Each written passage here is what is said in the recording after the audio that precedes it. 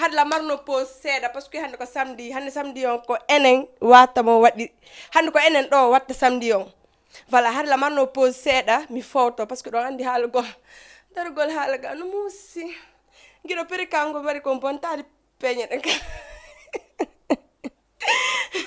voilà partager mi artude mo ko pause mi marno voilà ko no tu wanno na allo Allô, ça va? Coucou mon amour, comment va? Ça va, Dajang? Alhamdulillah, ça va, alhamdulillah. Indonais, dans notre la honto? Mohamed Diallo depuis Grand Yoff. Mohamed Diallo depuis Grand Yoff, merci beaucoup. No samedi yo? Ça va, alhamdulillah. Aha, on a pose mi marno, ko mi arti? Ono sina rasami don no welde kam to majjano langandi fewndo. Ka? Ah, ko dum neyi. Neyi di ma ari Mohamed ittala wula bi jeji ma. No mi aray. Ar fi Allah bi jeji ma gidal mo. So be sa invité la mere, bayna ci faade mo ci tawoni no metalam. Dan hay si mi bayla ngandi don no welde majjano. Ay no mi jalbiri non ka. Ah, do weltana. Merci beaucoup Mohamed Seri Koko. OK, merci. Allez, bisous. Merci. Voilà, Arten ko Thierno Wizi mi non de la Sophie hande mi ronka tay mo ko samedi. Merci beaucoup Lamine Sempeteng frère Juang depuis Bignona, merci beaucoup mi weltani ko mo eno DJ Mood voilà. Merci beaucoup Passion 224 fo mo mi hiwri kon minyo I love you ko habino ko réseau mi ronka ta halugol fi o clip do halbuno habino mo clip yaltu voilà TikTok ina landade. Allô, salam alaikum. Allô. Allô, salam alaikum. Oh là là. Yeah, daro Thierno Wizi, mi ronka tamu halugol fiido parce que ko premier clip makko ni nini mo wadde buzz mo yan déjà parti to so ko yaltino ko TikTok won jube woni worbe fo hino wadde mo. Voilà. Yeah, daro mo partageons o comme force commentons abonne donc ko page makko Thierno Wizi officiel. Allô, salam alaikum. Allô, salam alaikum. Alaikum salam. On Jarama. Dangi jang? Alhamdulillah. DJ Mood. DJ Mood. Mine Sera mi jedda goy. fiandu. Ora mo wodda lan jodi do lan darde pour noddugol sim feƴƴa. Feƴƴa hala marno pause mi waɗi première partie on ko deuxième partie on ni. Yes. Nangirade fop. Merci beaucoup. Euro Jama TV. Yes, I. Toi-même Asi. Merci beaucoup. Et DG Mengo. Ka. Merci. Voilà. Le dis non? Non, équipe. C'est la pao. Problème voilà. Guido. Ko songombo katalan. Songombo? Ko son Thierno Wizi ko kitatala. Yeah, hande non o so Thierno Wizi kono yuɗa kilipon DJ Mo. On non on jiwga men ko réseau komi yiɗi ko fendo nani mini wona tombe amoureuse artiste. On voilà jonno min Flowman wonno men yewta e taniraɓe fi makko. Ria leydi ayni Ria to ngara bonni. Leydi Ria. Merci. Femme. Il a encouragé. Merci mon amour. Amma dina japare jogito ka jogiti dado. Inshallah. Ay. C'est ko. Imen bawma chaque samedi imen ka asi. Folie musicale. Yow rek folie musicale. Mais rek chaque samedi me de voyageur. Non, t'inquiète pas. Problème là. Merci. Allez, bisous, c'est Coco. Merci beaucoup, Passion 224. Merci, DJ Moutou. Guido Inda. Et problème là. Eh non, Guido. Merci beaucoup, Radisi. Merci, ma gros bisous. Merci beaucoup à surtout que pas jeune. Mais je vais comment il Ria Flowman. Momo Tanirabe. Aucun appelon ta sera. Appelon c'est bon temps. Mais voilà, do sera ni. Allô? Allô, assalamu alaikum. Alaikum salam. On jarama. Naraton. Jantung Guido. Guido ngejang. Alhamdulillah bobo randung. inde ndeng inen ko Mattairu Diallo kako ba Diallo jeeɗori ɗon Sénégal yes hay ko nunelde jantum émission mo mon mi foti mi weɗɗora moƴƴa oh la la ari takko a waɗen ari mi jejima ari nani nani probléme ala giɗo yon ɗo merci mimi noon tun I love you Momo taniraɓe Floman merci pour la force merci mi publication mo émission ngango ratata hiɗon ɗon merci Lady Ria anani DJ mut ko ni kon ka o ka giɗo makko ɗon non ko ɗon non woto yejjitu 23 septembre si Allah jaɓi hara hiɗe wonde Ria événement makko min mi ronkata halgol fi ɗum ɗon ɗan fiyo nu ɗin sila halde firiyare ɓernan no mooƴi hat ken ko woni damjo on ɗo tranquille anduɗo valeur makko a yettamo ko woni wo mi haali ɗum chaque fois mi haalay ɗo et puis mi répétay kadi équipe taniraɓe fo mi weltanike on woto yejjutu ñeñande miɗen habbiti on are soutenir Ria woto yejjutu noon kadi prévente jiɗi e ticket jiɗi affiche jiɗi déjà o yi numéro jiɗi no affiche yi ley ɗon on nodday mi waɗay mappre ko ɓaawo écran affiche makko ma min publier mo si Allah jaɓi ko page amen Jama TV noddon fi ñeñande le 23 septembre inchallah Lady Ria Diallo taniraɓe ko yengulen wona ñeñande si Allah jaɓi ko yengulen heɓata fo no invita pay kumako ba giɗa jaɓa mi invite ma anani mi addante carte invitation ma ha hewta e mbuuɗi Ria giɗa jama wo e mbuuɗi seeɗa mi nari goɗɗo giɗa jama reɗi mbuuɗi acca ceerno wisi yottu kadi ceerno wisi ko non koɗo tumi hokkata on goy lanno silan fermude émission amon par ce que DJ mut landi ke mbiɗa DJ mut landalan goɗɗum mi ronka mo feƴƴinande ale rapidement yo ar seeɗa ni arten kadi giɗo pojangon hari nane la weela joni kadi redu annugo yeyne tam ƴettinane pose mi ñaami oh là là partage commenton nodde lan mi okkon so kono soceerno vision hande no ɓerde mum no waalike ka hani mo welila mi tegi mom tegi tike mo atta woɓɓe kasi ɓe noddi ɓe landade lan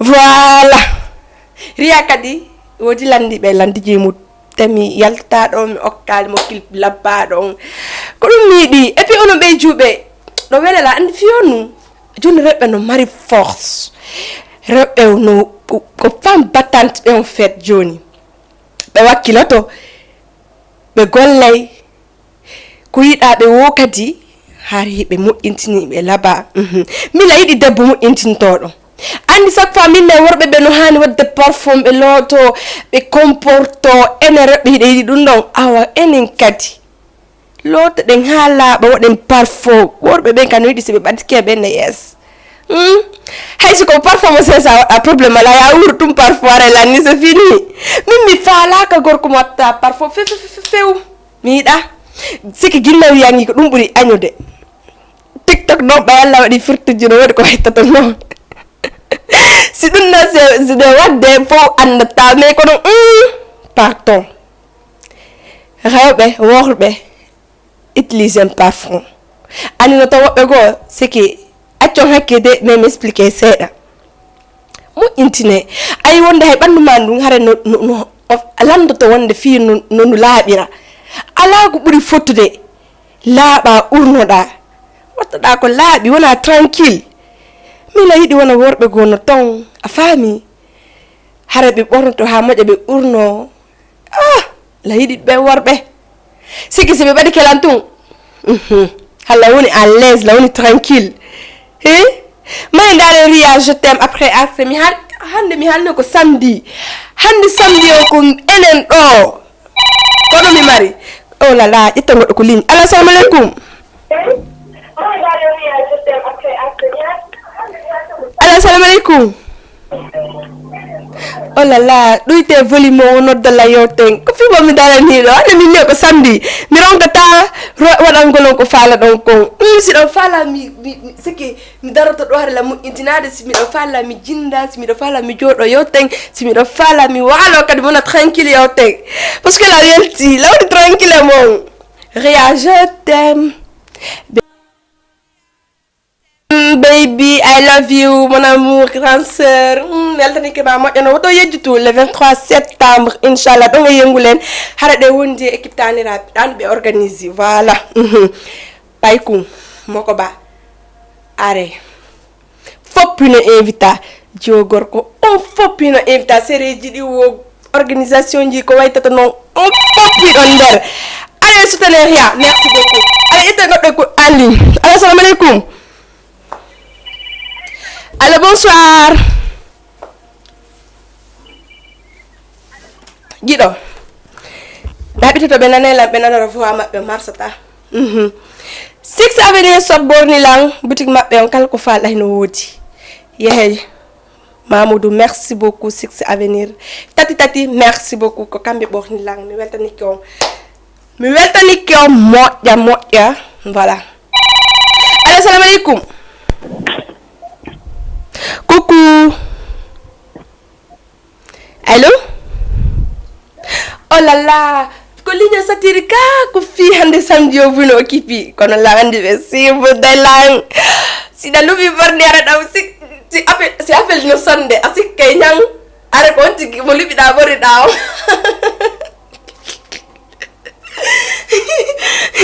gida asik ko mi lubi yawo de no de reda na reno taya tum se ga on ta tranquille ya ménage merci beaucoup allo assalamu aleykum allo allo oui hono way day jeng alhamdulillah no sude ça va inde nange on to dirta langiɗo Abdoulaye Rebus hono yirɗani si affaire no weli nan merci beaucoup kono fioni na samedi on samedi alhamdulillah rek a invité langiɗo aja jaɓay hatta mi jaɓa invitation mi invitima probléme ala la gaynade ɗo la rewa ton la ko som balle gal goto mi faala ɗon de hara ɓerde ma ne ɓuuɓi probléme ala merci beaucoup Abdoulaye merci I love you son baleza ne giɗo ɗon haare moƴƴi ka hande ɓe torade lan so mi faltake ɓe torore mi ronka ɓe ekkude lani no neftago mi wayni to parce que haɗa ko pose mi ƴettuno fimo kono neftare voilà ɓeyrango yoni ɗanne wo wayada gérer ka neɓatare 1 heure tawi la nder ga giɗo ko sohombo watten ko préfére ɗa sa kala ko wata wonde hara ɗa woni tranquille ayi baleza mi torike mi torama baleza voilà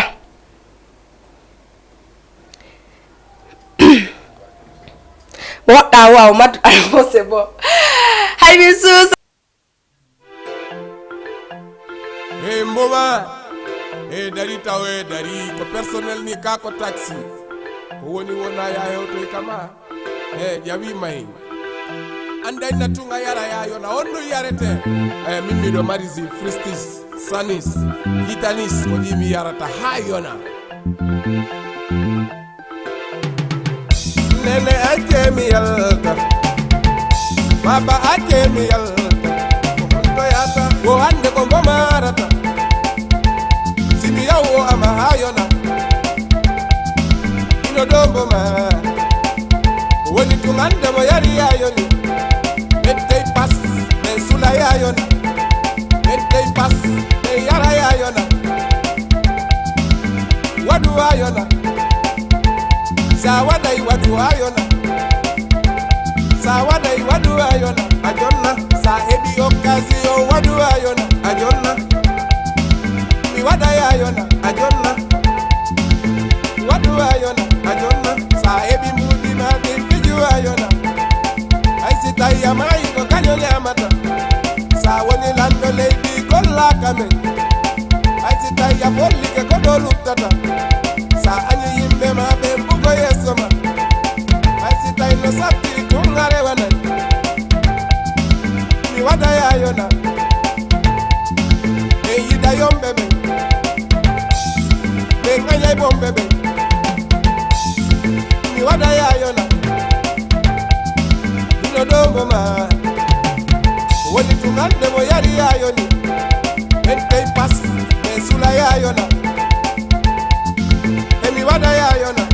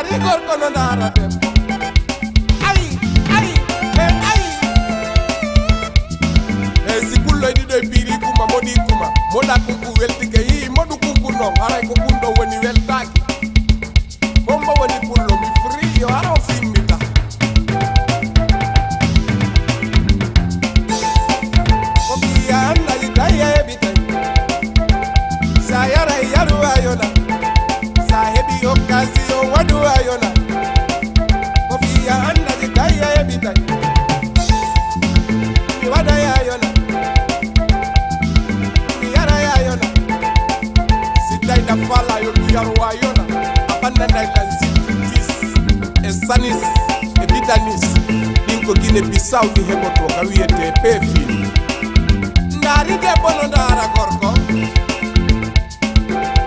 ay ndara debbo ay nami woli kono si debbo jonni ma oya wado ayona ay stay ko mo jonni ma wado ayona si ayo kama occasion ma o kama fini ngende pet pardon mon frère kono ngare ampes tama ya wado ayona andi no se ko do wala ne on tigi no dal ma on problem fala ko problem de mi suta de warbe be mboba indi wosi tan tigi jonni ma wado hayon hay su ko bere yarta yaro ha hara de jarani ka so da jette mbudi ma kon ngade sitata jetta gor ko li assalamu alaikum hello allo wi on jarama oui jarama jaja ça va koto ça va jantung merci beaucoup man jodi de liberté 6 liberté 6 no liberté 6 goy oui vacances ñaari may te ñaar dom de fiu de émission mongo jama tv chaque samedi no foti fu ne konde to hebata tan arami invité ma parce que ko vacances ar en vacances on do mi dari wada vacances mais émission mongo no weli no foti billahi merci gidango merci voilà donc so Maxime Beka da weltana big up à toi merci beaucoup I love you wattande mo joni weltoda merci beaucoup bon allez bisous gido be ande no sama mini la waynitade wo be nodda kadi be no be falla Allah sagal made ko weltinta o ko linta on tranquille bayno mo ma wori ko walta ko mi fuddi kay wadde no welto mi wadana yo hayona mi wadana hara do welti voilà gido debta mi waynto ka Maxime Bekare mi ferma e ndare ok gido somo lanni gido ada bana no wuli gido somo lanni Maxime Beka fiti kanko tati voilà comme mo landinomo mo kimo fonso Maxime Beka de pop e fansi be tati andi kine ko hunde wotre sira fala sidi har ka portojo maka congolejo maka balanto e fu goto assalamu alaikum allo onjara ma jantu bogorano dai jantu kombo kajatu ko dubjel marda na ko dubjel marda Lamay 16 ans. 16 ans? Oui. C'est Coco, on a l'andarde. La fala wonno musique. Hi, musique on parla. Musique Saifon hombo mabbe. Tana lela. Tarere. Ame moja. Na? Ame moja si watimo. Oui. Problème ala. Gido, tarere no yarde. Parce que hade joyan ko no wuli moja non. merci Jungan ko tante ma joni. Ah, merci. Allez, Kadjetou, bisous. Oh là là, Kadjetou, mon mari, c'est Jean. On nous dit là, il nous a l'émission, on nous foti. Oh, quand on a fait nos fala, tarere. Moi, que t'es Jungan ko, on a tranquille, samedi, ma là. Allez, il t'envoie de ligne. Alors, salam alaikum. Bon, appel Didi, merci beaucoup. Colignon satire, là, on dit oh là là, oh là là. Bon, merci vous de bien qu'on pas jamais merci Ria le 23 septembre inchallah harade yengulen enen Ria ak bienvenue makko voilà équipe tani rabe fini nit fop prévente jidi ticket jidi do yide affiche jidi note de numéro ji affiche di lay fi renseigner ko honto e ko honno wata wonirde e ko honto watta Ria ko première édition makko ni yengulen woto ko tout sa coleta man su ko mo walle mo okko mo force mo elo vale voilà gido coupe wa intare assalamu alaikum alaikum salam njarama day jang jantung girango day jang seri day jang alhamdulillah ko no dirtale inde nen ko alfama depuis honto depuis Grand Dakar. Quand il y a une émission folle musicale. Hein? Quand il y a une émission folle musicale. Non, non. Gila s'il te plaît coupe dans la région. Merci beaucoup. Hare ko hado wado deng ardude mi weltani ko moƴƴano ono wonɓe ko pas jamais. Voilà mi ron kerango yoni andi hande mi wawa waɗangolon émission laaɓi ɗiɗi voilà. Mais hande mi première partie mi fowti mi ƴetti tangango. Deuxième partie, on me voit ni. Six à venir sop. Merci beaucoup. Kokambe abi lang vraiment merci. Gilale non hado. Kokambe na bilang. Bimu ina ni labi borni lang. Déjà oui ko t-shirt ma mi watti artiste de art au Dakar. Six à venir au Bornoito. Parce que be de chunchi labadi. Pare labadi. Be hatal don de cap di labadi. Yehe. Merci Tati, merci Mamoudou, merci on fop mon merci Guido Diama. Hande ko kambiti lawula parce que ko menen do no yotude do technicien Diama ta cameraman Guido da ronki billahi wallahi. Maman, merci beaucoup. Merci mes sœurs, mes frères, on fop mon un gros bisou, on civil là on était tamon. Ça gana mi ronku dar ko lo mais bon. À la prochaine.